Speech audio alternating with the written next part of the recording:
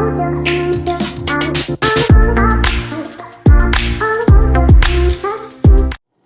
you guys, it's your girl Autumn here. Welcome back to my channel, and today we're going to talk about what I've learned about branding since starting So Fashionable. First started So Fashionable, I swear I thought that branding literally was just like a cute little logo and just using like certain colors, right? And that would help make So Fashionable stand out, but that's not all it is, right? I know that you say if I get a logo and my colors, then my brand will be official. That's partially true. But you really need branding because it's what makes your brand stand out when you're not there. And today I'm going to be just sharing some branding gems that I've learned since starting that I wish someone would have told me when I first began. And I feel like our branding now for So Fashionable is so much better. But that's the thing about business. Even when you think you reached the mountaintop, there's always a bigger mountain to climb, right? There's never just a standpoint, I've reached it, I've accomplished, I'm done. No, the more my business grows, the more I realize, the more I'm growing, and that it never stops. So even though So Fashionable has our fashion blue color, that's our brand color, maybe in 10 years, maybe we'll change it to fashion yellow, right? Branding always changes. Your business always is evolving. So never be stuck to one idea, one logo, one color. As long as the vision is clear, everything else can pivot around it to make sure the vision comes true. Let's talk about what makes a brand memorable. When it comes to branding, it's really all about consistency. That means your brand colors, your tone of voice, your branding from your logo and your text. Everything has to be consistent. We are trying to be memorable. We want someone to look at So Fashionable or look at your brand and say, hey, I know that color, I know that brand, I know that tone of voice from somewhere. Wait, that's So Fashionable. Branding also helps clarify the why of your brand. Why I started So Fashionable was because I really wanted to help women shop. I am an avid shopper, but I hate scrolling. I hate just browsing, and then I forget my focus point of why I started shopping in the first place. And I really wanted to make shopping more convenient for women for the moments of their life, because I love to live my life. And I know that there's so many women like me that enjoy living life and want to make their life easier. And that's our why. So everything around So Fashionable is for that why. So it makes our branding easier when we remember, does this align with our reason or our why? If it does not align with it, it has to go. I even asked myself, if So Fashionable was a person, what would she look like? What would she talk like? What would she wear? Sometimes it's hard to visualize your brand, especially in the early concepts, when you really don't have a clear idea, right? You may have a vision, but you really don't have everything figured out yet. So if you are still in that stage, ask yourself, well, if my brand was really an alive person, how would they talk? How would they dress? How would they speak? What would they be into? Try to literally create a human brand, because it'll help you visualize. And every move that you'll make, you'll say, if So Fashionable was a person, I don't think she would fit into that. Mistakes I've made in my branding for So Fashionable and even my personal brand. I actually kept changing all the fonts. So Fashionable's fonts have changed so much, and thank you for Rihanna. She is working in our marketing on So Fashionable, and she always keeps me aligned. Autumn, keep the same fonts everywhere, from visuals that you post on social media to visuals we use in our email marketing. The fonts have to stay the same, because if you use too many fonts, it confuses people. They don't know if we're being playful. They don't know if we're supposed to be witty. Like, they don't know because they're confused. You need to be clear about So Fashionables and what our brand is. So for a long time, I kept changing our fonts. Particularly, I kept changing the fonts on every post. Every month I was calling her saying, I think we should change this. I think we should change this font. I don't really know. I like this color. I don't. And she had to say, listen, people are confused. They don't know what to associate with us.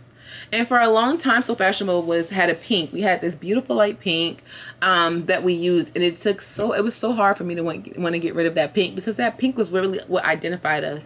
But as we grew into a retailer, some things had to change. We had to use colors that were more neutralized, and that was for everyone. You know, like changing my visuals, changing my font. One thing that I had to learn in my business, and I'm still learning, is that this brand I can't serve every single person, right? I can't serve everybody. I can't serve my mom. I can't serve this girl on the street. I have to just serve my customer. My customer, that's it. And if my customer is just one person and that's all it's reaching, that's all it's reaching. I can't try to go and serve a woman who is a mom but she does not like to shop, right? Or I can't go serve a man who's only into athletic sports, because they're not my customer. So that was something that I had to learn through branding, is that your brand is just for your customers, and everybody is not your customer, and that's okay. If you look at your target market, right, most of your target markets, even if it's niche, has over 1 million possible customers. Over 1 million possible customers that you could reach. So don't sweat that other person, that one person, is not your target audience, or that your target market, or your customer. It's cool, because you have another 1 million you need to focus on serving. And if you get your branding right, they can see you, find you, and shop with you. All right, let me just show you guys some just logos of So Fashionable through the years. This first logo, we were just literally starting out. This is probably 2015, right? And I was putting my name in it because So Fashionable and Autumn literally were together. Like, they were the same thing. And that's what this logo represented. I just needed to start, which is okay, because sometimes you just need to start. And even if the logo is not perfect, your branding is not perfect, it's fine. You just need to start. That's it. We just need you to start, because eventually you'll evolve. This logo here represents So Fashionable in a boutique stage, right? We were doing what a lot of boutiques were doing, which was just like very trendy fonts. That's when we were really using our pinks.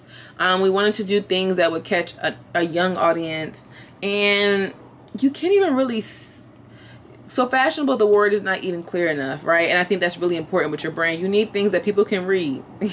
You want them to be able to read, because if they want to go back and say, man, there was a brand that I wanted to shop and I can't remember. Let me go look at I know I screenshotted it. Let me go look to see where it is. And then they look and they can't even make out all the words to shop your brand. That's a lost in sales. We can't live like that. We can't take that. So when you are making your logo, please make sure it's legible. Please make sure that anybody could read it. That's why they try to advise for brands to kind of stay away from cursive or even like those handwriting fonts, because you can't read it and you need to make sure your customer can read every single thing you do. A lot of our early social ads, they were all unlegible. The customers couldn't read them. I like to call this era, though, of So Fashionable like our baby era. Like, every brand has a baby era. Even the giant brands that we know, like the Nikes of the world and the Nordstroms and like, they all have baby stages. It's just that their baby stage might have been 50 years ago, but they had a baby stage. And in your baby stage of your brand, it's just trial and errors. You're just trying things to see what will work and what won't, right? Like, So Fashionable was going through so many trials and tribulations, okay? From different content we were posting, from different even quotes we were posting, and just we were trying to see what would work, right? And if you look at our Instagram page from back then, we deleted a lot of the posts because we've evolved. But it represents a time and an era that we were in. We were just really trying to get the products out there. We were really trying to figure out who we were, but we really weren't branding ourselves. We just wanted to get our name out. I also think that, like, when it comes to branding and just building your business, grow with your community, grow with your customers. I think that's the best part about the day and age that we live in right now, is that people want to grow with us. They want to grow with the brand. I don't need to see the finished product, right? But I do need to be aware about what the name of your brand is, and I want to be able to pick it up out of a lineup.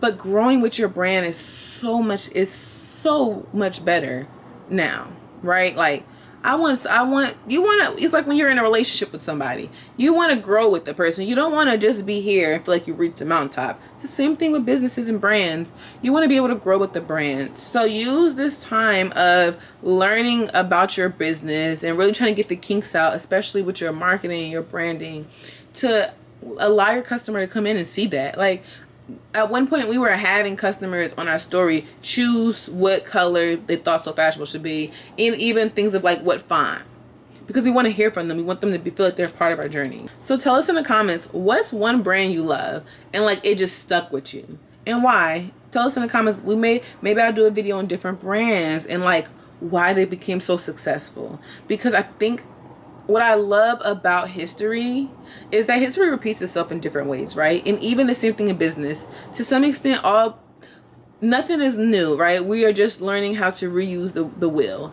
And I love that I can learn from other businesses and put it in my business for me to become successful, right? I don't necessarily need to do the failure myself if I've seen that this company failed and what they did wrong. I love that about business. I love that about history, that we can just look at the past, see what was wrong, and make sure we don't do it again in the future. Please remember though too, your brand will not be perfect. It will not be, you won't be able to dot every I and every T, but it will be memorable because you have the best branding. I'll see you guys in my next video. I hope that you like this branding video, and we'll keep talking about So Fashionable because So Fashionable is my baby. I love So Fashionable. And if you don't know what So Fashionable is, we are a fashion retailer changing how people shop with occasions, and we partner with brands and designers to have them on our platform, just making shopping easier for you. So click the link in the bio to shop So Fashionable. We still have fashion tanks available, and we're adding new items every week. Okay, I love you guys. Thank you for stopping by, watching my video. Remember to subscribe to my channel, and until next Monday, bye.